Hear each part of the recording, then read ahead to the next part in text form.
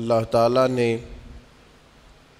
ہم پر یہ فضل فرمایا ہے کہ ہمیں اللہ نے عظمتوں والے محبوب عطا فرمائے۔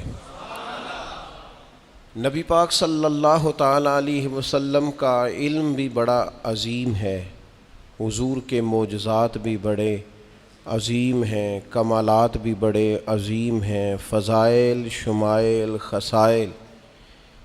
حضور کو اللہ تعالیٰ نے جس زاویے، جس سمت سے عطا فرمایا ہے تو عظیم ہی بنایا ہے، لیکن قرآن مجید میں ارشاد فرمایا کہ وَإِنَّكَ لَعَلَىٰ خُلُقٍ عَظِيمٍ، محبوب بے شک آپ کے اخلاق بھی بڑے ہی عظیم ہیں، آپ عظیم خلق پر ہیں، عظیم اخلاق کے مالک ہیں۔ ایک ہوتی ہے خلق، ایک ہوتا ہے خلق۔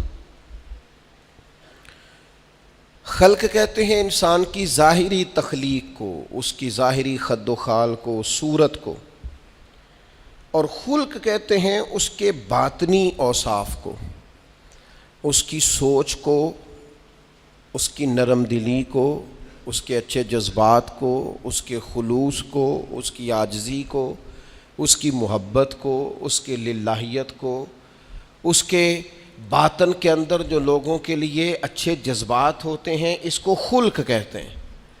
اللہ تعالیٰ نے حضور کو جو خلق عطا فرمائے وہ بڑے ہی عظیم عطا فرمائے۔ نبی پاک علیہ الصلاۃ والسلام کے اخلاق کے اندر جو کمالات تھے وہ ذرا انفرادی تھے۔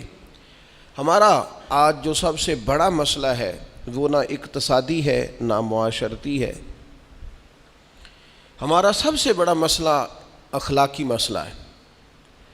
قومیں، ملتیں، قبیلے جب اخلاق چھوڑ جاتے ہیں اور جب وزاداری چھوڑ جاتے ہیں اور جب عظمت کردار چھوڑ جاتے ہیں تو وہ خود بخود بیک ہونے لگتے ہیں، وہ پیچھے ہٹنے لگتے ہیں۔ بہت سارے لوگ بام عروج پر ہوتے ہیں، آگے نکلتے ہیں، لیکن اپنی اخلاقی کمزوریوں کی وجہ سے وہ پستیوں کی طرف سفر شروع کر دیتے ہیں۔ انسان کے لیے سب سے زیادہ ضروری یہ ہوتا ہے کہ وہ اخلاقی مضبوطی اپنی طبیعت میں پیدا کرے۔ بہت سارے دوست لوگوں سے پیار کرتے ہیں، لیکن بعد میں جب وہ ان کا اخلاقی رویہ دیکھتے ہیں تو خود بخود پیچھے ہٹ جاتے ہیں۔ ایک ہوتا ہے دوست کا ہونا، احباب کا ہونا، ایک اپنے قریبی لوگ بھی، بہن بھائی بھی اور اولاد بھی انسان کی اخلاقی کمزوریوں کی وجہ سے اس سے پیچھے ہو جاتی ہے۔ جب تک رویے میں، مزاج میں اخلاقی بلندی پائی جاتی ہے، نبی پاک صلی اللہ تعالیٰ علیہ وسلم نے فرمایا تم میں سے بہترین مسلمان وہ ہے جس کے اخلاق زیادہ اچھے ہیں، جس کی عادات زیادہ عمدہ ہیں، جو عظمت کردار کا حامل ہے۔ مزاج میں وفاداری ہونی چاہیے، مزاج میں خیر خواہی ہونی چاہیے۔ انسان بعض لوگوں کے لفظوں میں عاجزی ہوتی ہے، ویسے وہ عاجز نہیں ہوتے، ملتے بھی جھک کے ہیں، لیکن ویسے عاجز وہ کہتے ہیں میں نے شیشے میں اتار لیا ہے، میں تیز آدمی ہوں، دیکھا میں نے اس کو بھی قائل کر لیا ہے۔ وہ لفظوں کے لحاظ سے، جھکاؤ کے لحاظ سے عاجز ہوتے ہیں، فی نفس سے ہی عاجز نہیں ہوتے۔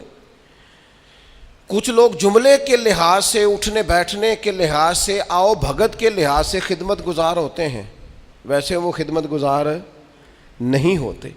کچھ لوگ ایسے ہوتے ہیں جو اچھے جملے ترتیب دے کے کسی کو قائل تو کر لیتے ہیں، اس کو اپنی ہمدردی کا اظہار تو دلاتے ہیں، اشک شوئی تو کرتے ہیں، تسلی تشفی تو دیتے ہیں، ویسے خیر خواہ نہیں ہوتے۔ ویسے وہ بڑی اچھی دھیمی باتیں کر کے کہیں گے کہ یار کوئی مسئلہ نہیں، تو پریشان نہ ہو، تو ٹینشن نہ لے، میں تیرے ساتھ ہوں، پر نہیں نہ ساتھ ہوتے یار۔ زندگی میں وہ عجیب لمحہ تھا، وہ میرے ساتھ تھا پر میں تنہا تھا، ساتھ ہی تھا بندہ پر میں لوگوں کے ہجوم میں بھی اکیلا ہی تھا۔ اپنے اخلاقی رویے میں، خلق میں، مزاج میں، یعنی ڈھل جائے طبیعت انسان کی، اس کے رویے عمدہ ہو جائے اور یہ کام کشید نہ کرنا پڑے اسے۔ ہمارے علماء نے لکھا ہے خلق کا معنی یہ ہے کہ اچھے کام کرنے میں تکلیف نہ اٹھانی پڑے، خلق کا معنی یہ ہے کہ اچھے کام خود بخود بندے سے ہونے شروع ہو جائے، وہ خود بخود اچھے کاموں کی طرف اس کی طبیعت مائل ہو جائے، توجہ ہو جائے اس کی، اس کا مزاج بن جائے. یہ کب ہوتا ہے؟ کس وقت ممکن ہوتا ہے؟ جب آپ ہر وقت کی اخلاقی بلندی حاصل کرتے ہیں. نبی پاک صلی اللہ تعالیٰ علیہ وآلہ وسلم کا ایک طریقہ تھا کہ حضور کے مزاج میں اخلاق. بعض لوگ ایسے ہوتے ہیں جو بعض اوقات ایسی حرکت کرتے ہیں، ہوتے ہیں لوگ جو ایسی حرکت کرتے ہیں کہ سخت رد عمل کی ضرورت ہوتی ہے. بندے کا دل کرتا ہے نرا ڈانٹے نہ، ڈنڈا بھی پکڑ لے. کرتے ہیں بعض اوقات بعض دوست ایسے کام. اور پھر ایک اور بڑا خطرناک رویہ ہوتا ہے. آپ کو پتہ ہے اسلام نے سب سے زیادہ ناپسند کسے کیا؟ غیبت کو. آپ کسی کے خلاف، کسی کے قبیلے گھر کے خلاف کسی کونے میں کھڑے ہو کے بات کریں، پہنچانے والے پہنچا دیتے ہیں. جو مزے لے کے سنتا ہے وہ مزے لے کے پہنچاتا بھی ہے. یہ پکی بات ہے. جس نے آپ کو ٹائم دیا نا سننے کا، وہ باز نہیں آئے گا، وہ پہنچائے گا بھی. آپ کی اخلاقی کمزوری نظر آ جائے گی، واضح ہو جائے گی. آپ سامنے والے، اچھا کچھ لوگ وزادار ہوتے ہیں، انہیں پتہ چل جاتا ہے بندہ ٹھیک نہیں، لیکن پھر بھی وہ قبول کریں تو اس کا مطلب ہے وہ بندہ اعلیٰ ظرف ہے جس نے رکھا ہوا ہے. تو یہ سمجھتا میں چلاک ہوں، میں اپنی تیزی کے ساتھ گزارا کر رہا ہوں. وہ اعلیٰ ظرف ہے جس نے اتنا کچھ پتہ ہونے کے باوجود بھی تیرے لیے کوئی لفظ، وہ بندہ با اخلاق ہے، با مروت ہے، وزادار ہے، وفادار ہے. تو میرے عزیز، نبی پاک علیہ الصلوۃ والسلام نے ان اخلاق کی طرف ہماری توجہ دلائی ہے جن میں لوگ بچتے نہیں کہ یہ کام میں نے نہیں کرنا، مجھے کیا لگے، میرا کیا لینا دینا. مثلاً ایک تاجر تھا حضور کے زمانہ نور میں، وہ پھلوں کی تجارت کرتا تھا، مشکات شریف میں موجود ہے. کسی وجہ سے اسے نقصان ہو گیا. تو انسان جب تجارتیں کرتا ہے، زندگی گزارتا ہے، تو جہاں اسے نفع ملتے ہیں وہاں کہیں کہیں اسے خسارے بھی ملتے ہیں. تو الگ بات ہے کہ ہم صرف نفعوں کے قائل ہوتے ہیں، خساروں کے قائل ہی نہیں ہوتے. وہ تاجر تھے، پھلوں کے تاجر تھے، بڑی اچھی تجارت کرتے تھے، کسی وجہ سے نقصان ہو گیا. اب وہ حضور کی بارگاہ میں آئے. ہمارے ہاں یہ ہوتا ہے کہ لوگ کہتے ہیں میرا کیا لینا دینا، بلکہ اگر کوئی بندہ اس طرح کا مسئلہ حل بھی کرا رہا ہو تو کہنے حضرت صاحب تو آڈا نہیں ہے کام. اس تاجر نے اس بارگاہ میں آ کے کہا جہاں جو آ جاتا ہے ہمیشہ بامراد ہی جایا کرتا ہے. یا رسول اللہ صلی اللہ تعالیٰ علیہ وسلم، میں پریشان ہو گیا ہوں. اور پہلے جب آدمی مالدار ہوتا ہے تو دائیں بائیں رش بھی ہوتا ہے، اور جب اس طرح کے حالات ہو جائیں تو وہ جو بڑے قریبی ہوتے ہیں وہ بھی کئی دفعہ ساتھ چھوڑ جاتے ہیں. ساری عمر ہی آٹا گد ہے تے لکھاں کیتے پیڑے، اب وقت آیا ہی تے محمد بخشا کوئی نہیں ہوں بیٹھا نیڑے. لوگ نکل جاتے ہیں، کمزور پڑ گیا بندہ بیچارہ. حضور کی بارگاہ میں عرض گزار ہوا یا رسول اللہ تکلیف میں ہوں. تاجر تھا، پھلوں کی تجارت کرتا تھا اور مشکات میں موجود. نبی پاک علیہ السلام نے دعا بھی فرمائی، کرم نوازی بھی فرمائی، رحمت بھی فرمائی، عطائیں بھی فرمائی. لیکن حضور نے نا صحابہ سے فرمایا سارے مل کے اپنے بھائی کی مدد کرو. تھوڑے پیسے کسی نے دیے، تھوڑے کسی نے دیے، تھوڑے کسی نے دیے، مل کے. اور ایسے لوگوں سے جو لوگ بڑے اس کام کے لیے ہر وقت ذہنی طور پر تیار رہتے تھے، ان لوگوں سے کہا اس کے ساتھ چلو.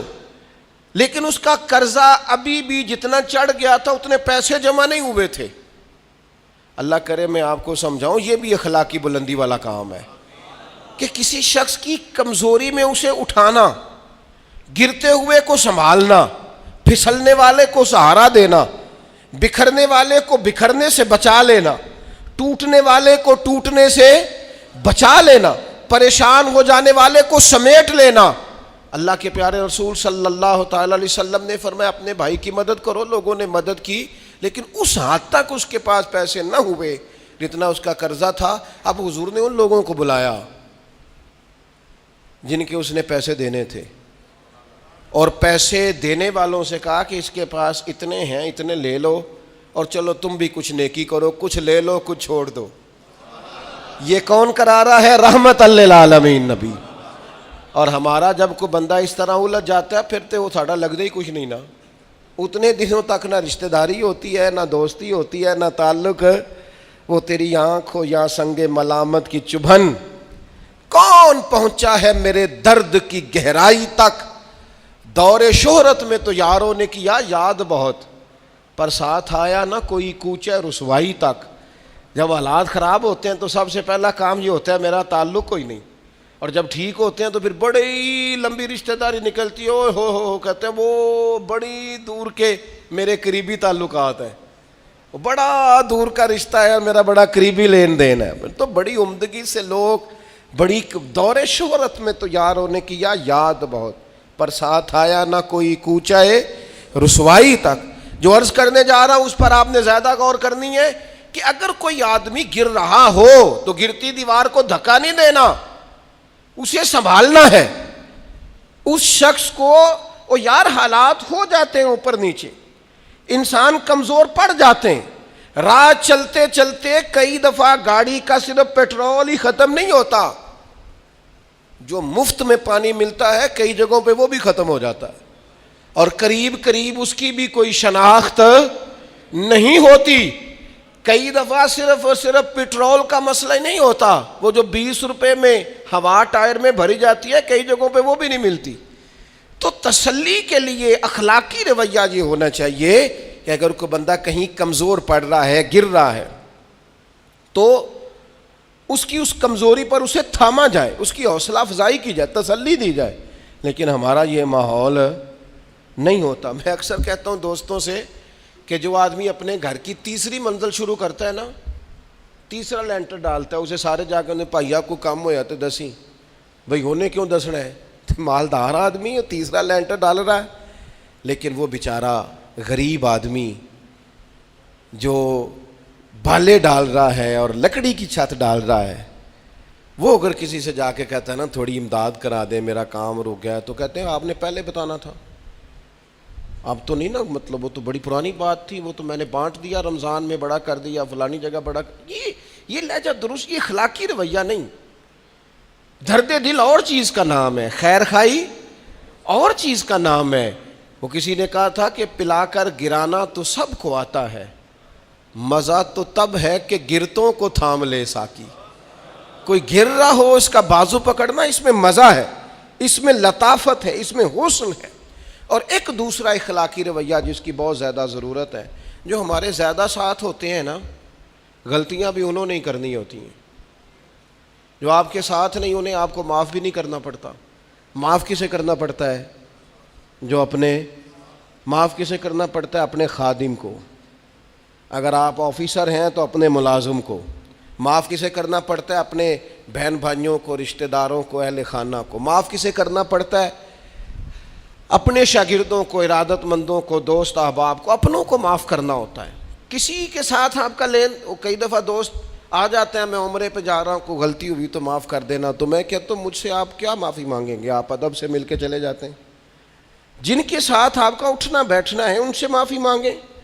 جو زیادہ قریب رہیں گے غلطیاں بھی تو وہی کریں گے نا، جو روز مانتے ہیں، کسی وقت سستی بھی دکھاتے ہیں. تو معاف تو کرنا ہوتا ہے اپنوں کو. ایک خاص بات کروں آپ سے، بیٹیوں کو معاف نہیں کرنا پڑتا، معاف بہو کو کرنا پڑتا ہے. کر کے تو دیکھو نا یار. ایک معیار ہے بیٹی کے لیے، وہ بیاہ کے کسی جگہ گئی ہے، اس کی شکایت آئی ہے، تو ہمارا جواب یہ ہے کہ ابھی بچی ہے، سیکھتے سیکھتے سیکھ جائے گی. یہ جواب بنائیں بہو کے لیے.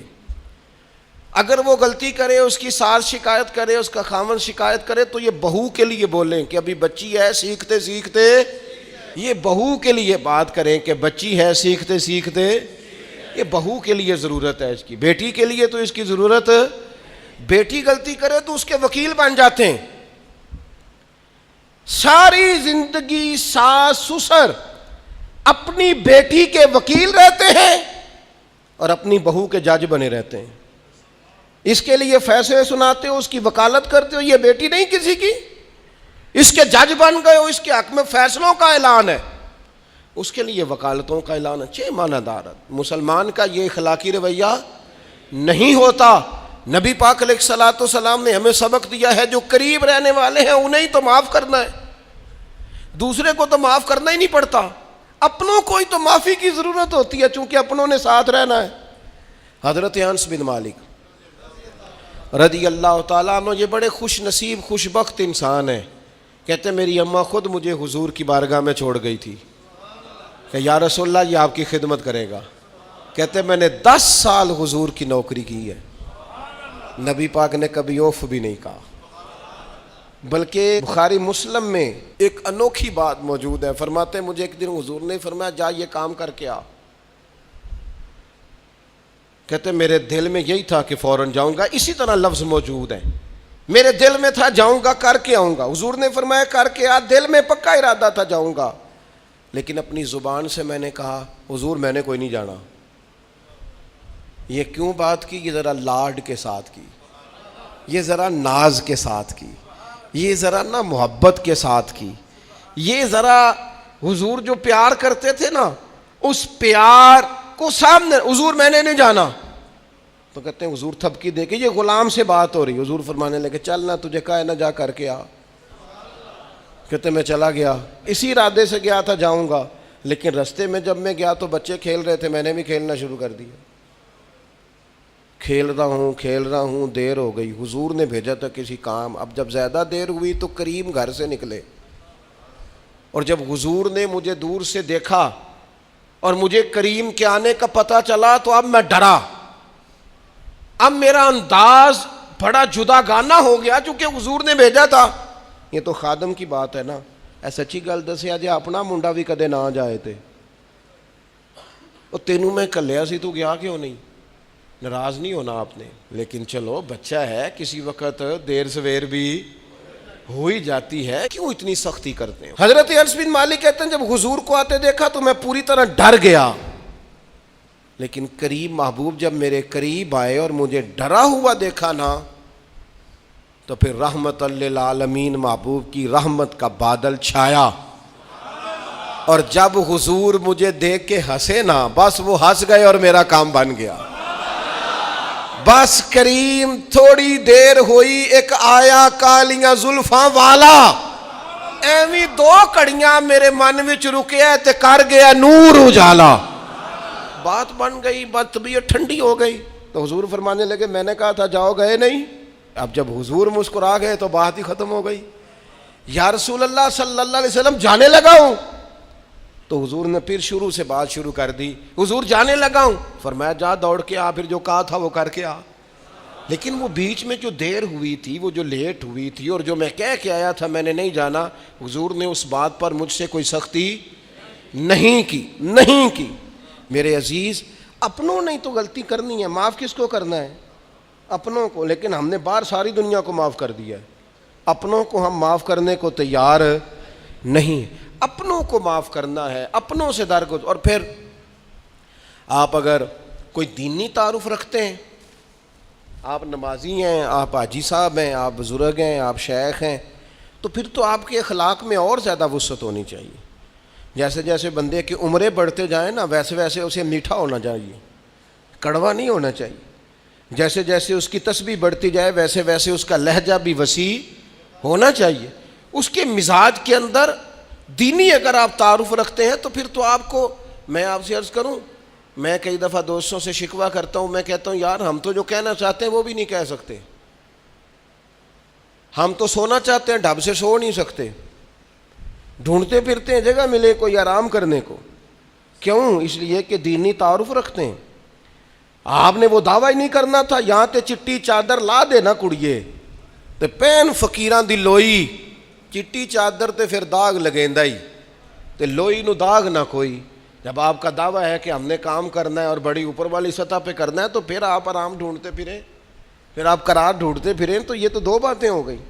ایک بات کرنی پڑے گی, دینی تعارف رکھنے والے آدمی نے اگر اس نے دین سکھانا ہے اپنے بچوں کو, اپنے گھر والوں کو, تو حسن اخلاق سے سکھائے گا. وہ اگر ڈنڈا پکڑ لے ہر وقت, سختی بھی کریں جہاں ضرورت ہو, لیکن اگر اس کا لہجہ ہی ہمیشہ کے لیے تلخ ہو جائے گا تو وہ کبھی بھی دین سکھانے میں کامیاب. انسان بہت سارے دینی غلطیاں کرتے ہیں. میں بہت سارے لوگوں کو دیکھتا ہوں وہ اس طرح تنقید کر رہے ہوتے ہیں جیسے انہوں نے پہلے اسے پورا درس نظامی پڑھایا ہے, اصول پڑھائے ہیں, تو اب غلطی کر رہا ہے تو تنقید کر رہے ہیں. بھئی عام آدمی ہے, اس سے غلطی ہوگی. بڑی اہم بات بھی, بہت بڑا آدمی بنیادی بات سے بھی کسی وقت ناآشنا ہو سکتا ہے, لیکن آپ کے لہجے میں سختی ہے, آپ بات کرتے ہیں تو تلخ کرتے ہیں, آپ سے کوئی دینی کلام کیا جاتا ہے تو آپ سخت ہیں. دینی لوگوں کو چاہیے کہ وہ دین سکھائیں تو اس میں بہت زیادہ اخلاق کا خیال رکھیں. غلطیاں کریں گے لوگ. اگر آپ عالم ہیں اور آپ کے پاس کوئی دینی معلومات ہیں تو پھر آپ کو اس کی خوبصورتی کا بھی پتہ ہونا چاہیے آپ نے. حضرت معاویہ بن حکم رضی اللہ تعالیٰ عنہ کہتے ہیں میں نے حضور کی مسجد شریف میں نماز پڑھی تو ایک شخص کو نا چھینک آئی, یہ بھی بخاری مسلم میں موجود, تو میں نے نماز میں کہہ دیا یرحمک اللہ, یہ چھینک آنے کا جواب ہوتا ہے, میں نے یہ نماز میں ہی کہہ دیا. تب بہت سارے لوگ مجھے گھورنے لگ گئے, کچھ نے اپنے ہاتھ بھی مارے زانوں پر کہ یہ کیا کر رہے ہو, نماز میں بول رہے ہو. فرماتے ہیں نماز مکمل ہوئی اور یہ لفظ ہیں حضرت معاویہ بن حکم رضی اللہ تعالیٰ عنہ کے, فرمانے لگے قسم اللہ کی میں نے حضور سے بہتر سمجھانے والا نہ پہلے کبھی دیکھا ہے نہ بعد میں کبھی دیکھا. فرماتے ہیں نہ حضور نے مجھے مارا نہ ڈانٹا, بلکہ جس طرح ایک بچے کو گویا ٹریٹ کیا جاتا ہے, سمجھایا جاتا ہے. حضور فرمانے لگے اللہ کے بندے نماز میں کوئی اور بات نہیں کرنی چاہیے, صرف اللہ کی تسبیح پڑھنی چاہیے, اس کے اسماء کا ذکر کرنا چاہیے یا قرآن پاک پڑھنا چاہیے. نماز میں کوئی اور کلام کرنے کی اجازت نہیں ہے. ہمارے ہاں لوگ دینی مسئلہ سمجھاتے ہیں تو اتنا ان کے مزاج میں تلخی ہوتی ہے بعض اوقات, اللہ ماشاءاللہ. کچھ لوگوں کی طبیعت اتنی کرخت ہوتی ہے, بچہ نماز پڑھ رہا ہے اور حاجی صاحب اس کے ساتھ کھڑے نماز پڑھ رہے ہیں, لیکن وہ اس کو کھڑا کر رہے ہیں تو یوں کندھے سے ہلا کے, تینوں آج تک نہیں پتا نماز ہے کہ یہ آپ دین سکھا رہے ہیں. یہ اخلاقی رویہ دین سکھانے کا, یہ لب و لہجہ دین سکھانے کا, قطعاً ایسا کوئی کام نہ کریں. میں تو یہ مدارس کے اساتذہ سے بھی کہتا رہتا ہوں, میں کہتا ہوں نبی پاک نے کبھی کسی کو نہیں مارا. آپ بچوں کو ڈانٹیں, کریں کچھ, لیکن وہ رویہ آپ اختیار نہ کریں جس کی دین اجازت نہیں دیتا. تو اخلاقیات میں ان چیزوں کا ضرور خیال کریں. ایک روایت اور عرض کر دوں آپ کو. حضرت جابر بن عبداللہ رضی اللہ تعالیٰ عنہ فرماتے ہیں میرے والد احد میں شہید ہو گئے تھے, میرے ذمے بہنوں کا بوجھ بھی تھا اور قرضہ بھی تھا. اللہ کے محبوب علیہ السلام نا مختلف طریقوں سے مختلف انداز میں میرے اوپر کرم نوازیاں فرماتے. نوازنے کا طریقہ, آپ نہ کسی کو نوازیں بہانے سے. میں نے بعض بزرگوں کو دیکھا ہے کسی بچے کو ادارے میں خانقاہ میں کمزور دیکھتے, وہ سریلا بھی نہیں ہے, اسے کہتے چل پتر نعت سنا, وہ نعت سنا رہا ہے تو اسے نذرانہ دے رہے ہیں, چل بیٹے تلاوت سنا, چل تقریر سنا, کسی بھی طریقے سے اس کو تسلی ہو رہی. اور اس طرح کا رویہ نہ اپنایا جائے کہ وہ مانگنے والا بن جائے.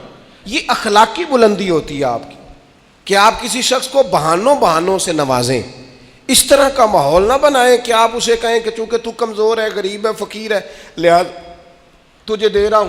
حضرت جابر بن عبداللہ فرماتے ہیں, اور یہ بھی آپ کو مسلم شریف میں ملے گا, فرماتے ہیں کہ جنگ میں حضور کے ساتھ تھا, میرا اونٹ بڑا کمزور ہو گیا, بیمار ہو گیا, چل نہیں رہا تھا.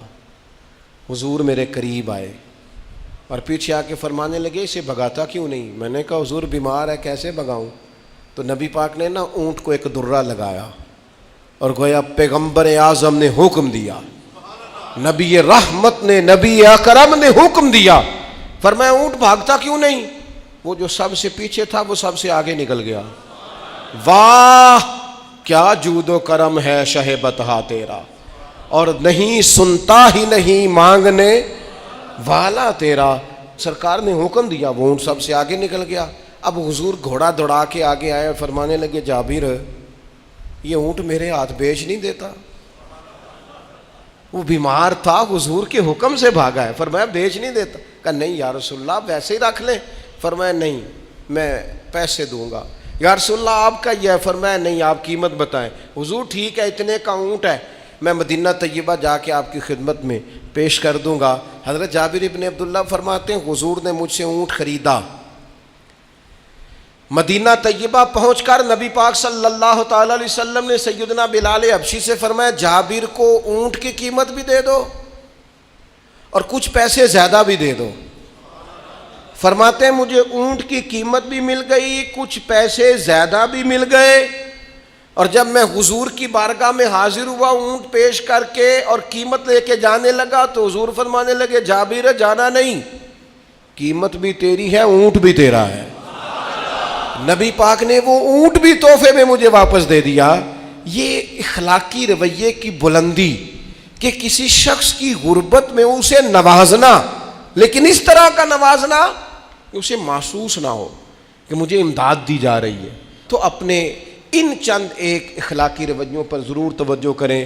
ایک تو سب سے جس کو آپ دیکھیں کمزور ہو گیا ہے، گر رہا ہے، پریشان ہے، اس کا ضرور خیال کریں۔ لوگ بڑے بڑے تیز دوڑتے ہیں، کسی جگہ پھر گر بھی جاتے ہیں، گرتے ہوئوں کو سنبھالنے کی کوشش کریں۔ دوسری گزارش یہ کی ہے میرے عزیز، جو ہمارے قریبی لوگ ہیں انہیں تو ہم نے معاف کرنا ہے، اپنوں کو ہی تو ضرورت ہوتی ہے کہ درگزر کر کے اپنے ساتھ رکھا جائے، پیار کر کے اپنے قریب کیا جائے۔ اور تیسری گزارش یہ ہے کہ اگر آپ کسی کو دینی پیغام دینا چاہتے ہیں تو نہایت محبت کے ساتھ، نہایت خلوص کے ساتھ دینی مسئلہ آپ کسی کو بھی بتائیں تو اسے چھوٹا بچہ سمجھ کر آپ ڈیل کریں، شدت نہ اختیار کریں دین بتانے میں، وہ لہجہ اختیار نہ کریں جس لہجے میں محسوس ہو کہ آپ خود بااخلاق نہیں ہیں تو آپ کسی کو کیا سمجھائیں گے۔ اور چوتھی گزارش یہ کی ہے، جب کسی کی مدد کریں اسے رسوا کر کے نہیں، کسی کی پھیلی جھولی دیکھ کر خوش ہو کے نہیں، بلکہ آپ اعزاز بھی اس شخص کو عطا کریں اور رویہ اس طرح کا اختیار کریں جس میں محسوس ہو کہ اس کی عزت نفس مجروح نہیں ہوئی۔ ان چیزوں کو پیش نظر رکھ کے جب اخلاقی بلندی ہم حاصل کریں گے نا، ایک میں اور بات بڑی ضروری آپ کی خدمت میں عرض کروں، جو آدمی بھی اپنے آپ کو بڑا سمجھتا ہے، وہ مالی طور پہ بڑا ہے، علمی طور پر بڑا ہے، عہدے کے طور پہ بڑا ہے، قبیلے کے طور پہ بڑا ہے، خاندان میں بڑا ہے، وہ کسی بھی مقام پر کسی بھی انداز میں بڑا ہے، اللہ نے فضل کیا وہ بڑا ہو گیا، اسے سمجھ آ گئی ہے کہ کچھ لوگ میری بات سنتے ہیں، میرا فیصلہ مانتے ہیں، تو وہ اچھی طرح سمجھ لے کہ اگر وہ اللہ کے فضل سے اسے کوئی موقع مل گیا بڑا ہونے کا تو وہ اپنے اخلاق کو بڑا کرے، پھر اپنے کردار کو بڑا کرے، پھر اپنے حوصلے کو، ظرف کو اور اپنے ذہن کو بڑا کرے، اس لیے کہ آپ اپنے کردار کی اور حوصلے کی بنیاد پر بڑے بنیں گے۔ صرف یہ کہ 2-3 آپ کے نام کے ساتھ القابات لگ جائیں اور چند لوگ آپ کو سلوٹ کرنے لگ جائیں، اس سے نہیں پتہ چلے گا کہ آپ بڑے ہیں۔ کردار و عمل سے خوشبو آئے گی تو پتہ چلے گا آپ کتنے بڑے ہیں۔ اللہ تعالی ہمیں سمجھنے کی توفیق عطا فرمائے۔